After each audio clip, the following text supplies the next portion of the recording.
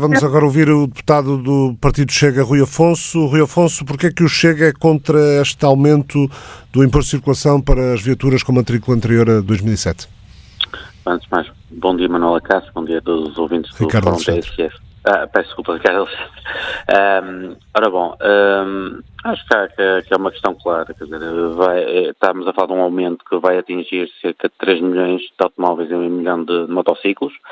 O aumento do IUC, portanto, em causa para veículos anteriores a junho de 2007 vai atingir, conforme também já foi dito em intervenções anteriores, essencialmente pessoas da classe média-baixa e da classe baixa, que são neste momento a franja da sociedade que está a ser mais afetada, quer pela crise inflacionista ao nível do aumento do preço generalizado dos bens e serviços, quer ao nível também das prestações do crédito à habitação e, portanto, achamos acima de tudo que era uma medida desnecessária face ao atual cenário económico-financeiro e face à atual situação de emergência social que o país está, portanto, a atravessar.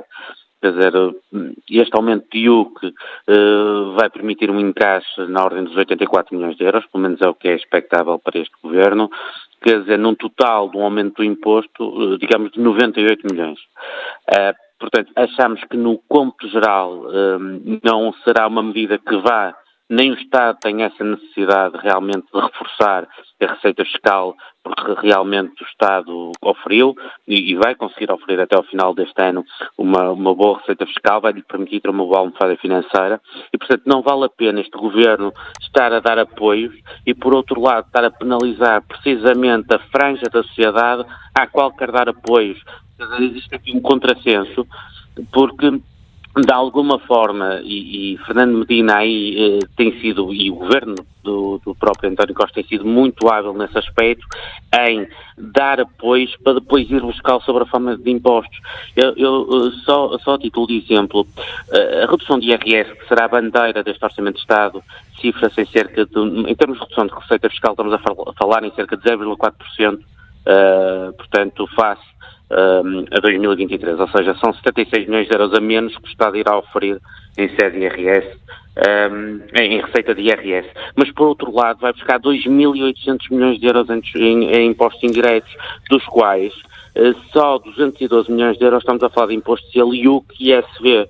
Quer dizer, parece-me aqui que há uma falta de sensibilidade, um completo alheamento da atual situação que muitas famílias portuguesas estão a viver. E são mas pegando nas suas expressões de total falta de sensibilidade e alheamento, e uma vez que o Chega defende a redução da taxa de IVA sobre os combustíveis para 13%, não há também, da vossa parte, falta de sensibilidade e algum alheamento, permite-me a expressão, sobre as questões de ordem ambiental? Não, porque de alguma forma, repare, essa situação da passagem do IVA da taxa normal dos 23% para 13% já é aquilo que está a acontecer por via da Lei 10A, que de alguma forma, ou seja, aquilo que acontece é que mexe no ISP de forma é que haja a devolução do IVA em termos adicionais. Obviamente que a nossa, digamos, redução é muito mais efetiva, porquê? Porque mexe sobre todo o preço. Ok? Mas repare uma coisa, nós estamos a falar num país que a carga fiscal sobre os combustíveis é cerca de 50%. E isto não é nada normal, pensando que os restantes países da União Europeia regem-se mais ou menos pelas mesmas medidas. Só que para um português, o esforço financeiro de abastecer uma viatura não é igual ao esforço financeiro que um luxemburguês, um espanhol, um francês, um italiano faz para abastecer, ou um alemão faz para abastecer a sua viatura. Porque enquanto nós temos preços exatamente iguais ou mais cento, menos cento, aos de Itália, aos de Espanha, aos de França, aos de Luxemburgo, em termos de combustíveis, pronto, pode haver ali uma variação de 10 cêntimos. A verdade é que os nossos ordenados, os nossos salários médios, são metade ou um terço daquilo que se oferem, dos salários que são oferidos naqueles países. E, portanto, nós temos que ver isto sempre de um ponto de vista relativo. Quer dizer, é muito mais complicado para um português abastecer 50 euros de gasóleo, lá está, para um espanhol, para um francês. E é esse esforço financeiro que tem que ser compreendido. E agora pergunto, qual a necessidade, qual a premência de aplicar uma medida desta natureza no próximo Orçamento de Estado?